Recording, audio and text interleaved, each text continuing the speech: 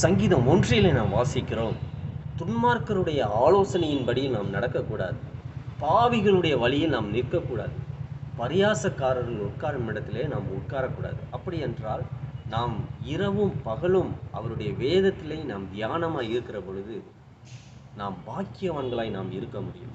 இன்றைக்கு நம்முடைய வாழ்க்கையிலே நாம் பல மணி நேரங்களை பல காரியங்களில் நாம் உபயோகப்படுத்தி கொண்டிருக்கிறோம். நிறைய பேர் பார்த்தீங்கன்னா தேவையில்லாத காரியங்களை கூடி பேசிக்கொண்டு துன்மார்க்கமான காரியத்தை செய்து கொண்டு அதற்கான ஆலோசனையை பண்ணி கொண்டு நடக்கிறார்கள்.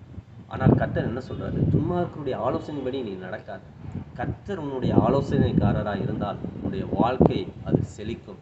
நாம் கர்த்தருடைய வேதத்தில் இரவும் பகலும் அதன் மேலே தியானமாக இருந்து அதை தியானிக்கிற பொழுது கர்த்தர் நிச்சயம் நம்மளை ஆசீர்வதிக்கிறவராக இருக்கிறார். உங்கள் தலைகளை உயர்த்துகிறவராக இருக்கிறார். கர்த்தர் நிச்சயம் உங்களை ஆசீர்வதிப்பாராக. God bless you.